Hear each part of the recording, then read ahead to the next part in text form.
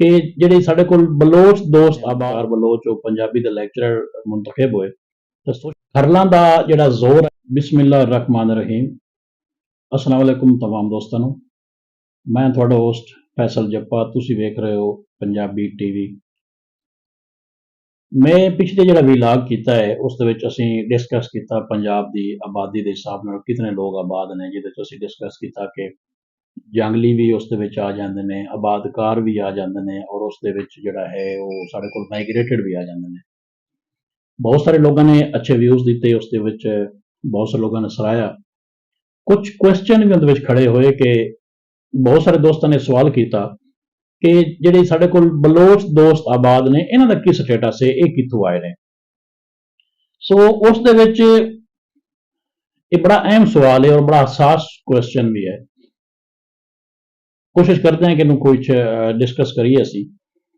ਇਸ ਤੋਂ ਪਹਿਲਾਂ ਮੈਂ ਦੱਸਦਾ ਜਾਵਾਂ ਕਿ ਜਦੋਂ ਇੱਕ ਮੇਰੇ ਸ਼ਾਗਿਰਦ ਵੀ ਨੇ, ਨਿੱਕੇ ਵੀਰ ਵੀ ਨੇ, ਮੁਖਤਾਰ ਬਲੋਚ, ਉਹ ਪੰਜਾਬੀ ਦੇ ਲੈਕਚਰਰ ਮੁੰਤਖਬ ਹੋਏ ਤਾਂ ਸੋਸ਼ਲ ਮੀਡੀਆ ਤੇ ਕੰਪੇਨ ਵੀ ਚੱਲੀ ਕਿ ਜੀ ਪੰਜਾਬ ਵਾਸੀ ਜਿਹੜੇ ਨੇ ਉਹ ਲੈਕਚਰਰ ਹੋਣੇ ਚਾਹੀਦੇ ਨੇ, ਪੰਜਾਬ ਵਾਸੀ ਇਹ ਬਲੋਚ ਪੰਜਾਬ ਵਾਸੀ ਨਹੀਂ ਹਨ, ਇਹ ਕਿਦੋਂ ਬਹਿਤ ਕੌਮ ਹੈ, ਪੰਜਾਬੀ ਕੌਮ ਨਹੀਂ ਹੈ। ਸੋ ਮੈਂ ਨਾਲ ਇਹ ਵੀ ਦੱਸਦਾ ਜਾਵਾਂ ਕਿ ਬਹੁਤ ਸਾਰੇ ਐਸੇ ਲੋਕ ਨੇ ਜਿਹੜੇ ਪੰਜਾਬੀ ਨਹੀਂ ਹਨ ਲੇਕਿਨ ਉਹਨਾਂ ਪੰਜਾਬੀ ਵਾਸਤੇ ਕੰਮ ਬਹੁਤ ਵੱਡੇ ਵੱਡੇ ਕੀਤੇ ਨੇ। ਉਸ ਦੀ ਮਿਸਾਲ ਮੈਂ ਇੱਕ ਹੋਰ ਵੀ ਦੇਵਾਂ ਕਿ ਮੁਹੰਮਦ ਆਸਿਫ ਖਾਨ ਜਾਂ ਸਰਦਾਰ ਮੁਹੰਮਦ, ਇਹਨਾਂ ਦੋ ਤੋਂ ਬਗੈਰ ਪੰਜਾਬੀ ਤਹਿਕੀਕ ਜਿਹੜੀ ਹੈ ਉਹ ਨਾਮੁਕੰਮਲ ਹੈ। ਸਾਰੇ ਦੋਸਤ ਪਤਾ ਹੈ, ਸਾਰੇ ਦੋਸਤ ਜਾਣਦੇ ਨੇ ਇਸ ਚੀਜ਼ ਨੂੰ। ਪਠਾਨ ਜਿਹੜੇ ਨੇ ਉਹ ਪੰਜਾਬੀ ਲੈਕਚਰਰ ਵੀ ਨੇ, ਸ਼ਾਇਦ ਕੋਈ ਦੋਸਤ ਨਾ ਜਾਣਦੇ ਹੋਣ। ਲਾਹੌਰ ਦੇ ਵਿੱਚ ਇੱਕ ਸਾਡਾ ਦੋਸਤ ਨੇ, ਕਾਫੀ ਦੋਸਤ ਨੇ ਜਿਹੜੇ ਪਠਾਨ ਵੀ ਪੰਜਾਬੀ ਦੇ ਲੈਕਚਰਰ ਨੇ। ਸੋ ਜਿਹੜੀ ਬਲੋਚ ਕੌਮ ਹੈ ਇਹ ਤਾਂ ਪੱਕੀ ਠੱਕੀ ਗੱਲ ਹੈ ਕਿ ਪੰਜਾਬ ਦੀ ਜਿਹੜਾ ਕਲਚਰ ਹੈ ਪੰਜਾਬੀ, ਉਹ ਸਭ ਤੋਂ ਜ਼ਿਆਦਾ ਅਗਰ ਅੱਜ ਕੱਲ ਕਿਸੇ ਕੌਮ ਨੇ ਅਪਣਾਇਆ ਹੋਇਆ ਹੈ ਤੇ ਉਹ ਬਲੋਚ ਬਹੁਤ ਜ਼ਿਆਦਾ ਇਸ ਚੀਜ਼ ਨੇ। ਪੰਜਾਬੀ ਦੀ ਸ਼ਾਇਰੀ ਹੋਵੇ, ਨਸਰ ਹੋਵੇ ਜਾਂ ਪੰਜਾਬੀ ਕਲਚਰ ਦੇ ਰਾਖੇ ਹੋਣ ਤਾਂ ਉਹ ਬਲੋਚ ਜ਼ਿਆਦਾ ਨੇ। ਹੁਣ ਅਸੀਂ ਇਸ ਪਾਸੇ ਆਉਂਦੇ ਹਾਂ ਕਿ ਇਹ ਬਲੋਚ ਕਦੋਂ ਤੇ ਕਿੱਥੋਂ ਆਏ ਸਾਡੇ ਕੋਲ ਪੰਜਾਬ ਦੇ ਵਿੱਚ।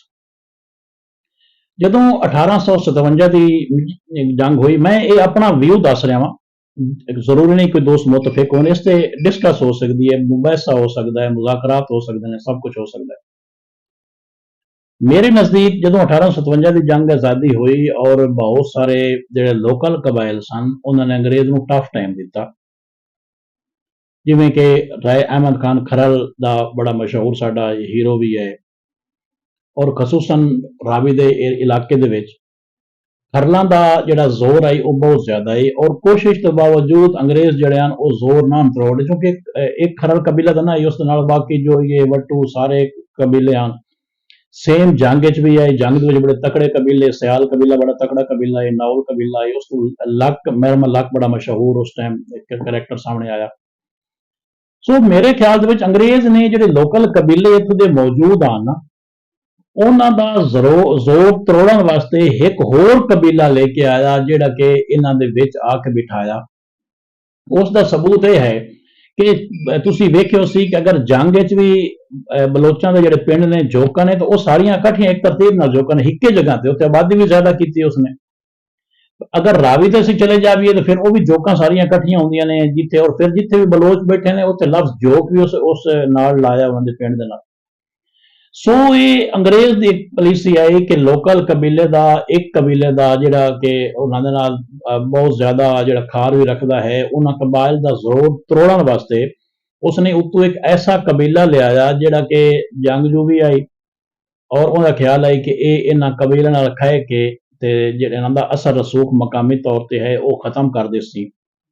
ਇਹ ਅੰਗਰੇਜ਼ ਨੇ ਜਦੋਂ, ਮੇਰਾ ਖਿਆਲ ਹੈ ਕਿ ਇਸੇ ਲਹਿਰ ਦੇ ਦੌਰਾਨ ਹੀ 1857 ਤੋਂ ਬਾਅਦ ਉਹਨਾਂ ਦਾ ਪਲਾਨ ਆਈ। ਫਿਰ ਆਬਾਦੀ ਮੁਕੰਮਲ ਕਦੋਂ ਤੱਕ ਬਲੋਚ ਦੀ ਹੋਈ ਇਹ ਤਾਂ ਜ਼ਾਹਿਰ ਹੈ ਕੋਈ ਪੱਕੀ ਠੱਕੀ ਗੱਲ ਨਹੀਂ ਹੈ ਕਿ ਆਖਰੀ ਬੰਦਾ ਬਲੋਚਾਂ ਦਾ ਕਦੋਂ ਆਇਆ।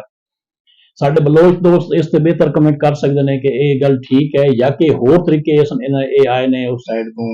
ਕਿਉਂਕਿ ਇੱਕ ਮੈਨੂੰ ਇਹ ਵੀ ਪਤਾ ਹੈ ਕਿ ਜਦੋਂ ਨਵਾਬ ਅਕਬਰ ਬੁਗਤੀ ਇੱਕ ਦਫਾ ਪੰਜਾਬ ਆਇਆ ਸੀ ਤੇ ਉਹ ਇੱਥੇ ਬਲੋਚਾਂ ਦੇ ਕੋਲ ਵੀ ਗਿਆ, ਜਿਹੜੇ ਇੱਥੇ ਰਾਵੀ ਦੇ ਸਾਡੇ ਬਲੋਚ ਦੋਸਤ ਰਹਿੰਦੇ ਨੇ ਉੱਥੇ ਵੀ ਗਿਆ ਔਰ ਉਹਨਾਂ ਨੂੰ ਮਿਲਿਆ ਛਿਲਿਆ ਵੀ। ਸੋ ਇਸ ਚੀਜ਼ ਦਾ ਸਬੂਤ ਹੈ ਕਿ ਬਲੋਚ ਬਲੋਚਿਸਤਾਨ ਚੋਂ ਹੀ ਆਏ ਹੋਏ ਨੇ ਔਰ ਅੰਗਰੇਜ਼ ਨੇ ਹੀ ਇੱਥੇ ਹੁਣ ਲਿਆਂਦਾ ਹੋਇਆ। ਅਗਲੇ ਵੀਲਾਗ ਨਾਲ ਫਿਰ ਹਾਜ਼ਰ ਹੋਸਾਂ, ਇਸ ਤੇ ਆਪਣੇ ਕਮੈਂਟ ਵੀ ਕਰੋ ਤੇ ਸਾਨੂੰ ਦੱਸੋ ਕਿ ਇੱਕ ਅਗਰ ਕਿਸੇ ਦੋਸਤ ਦੀ ਕੋਈ ਹੋਰ ਰਾਏ ਤਾਂ ਉਹ ਵੀ ਪਲੀਜ਼ ਕਮੈਂਟਸ ਦੇ ਵਿੱਚ ਸਾਨੂੰ ਦੱਸੇ। ਬਹੁਤ ਸ਼ੁਕਰੀਆ ਜੀ।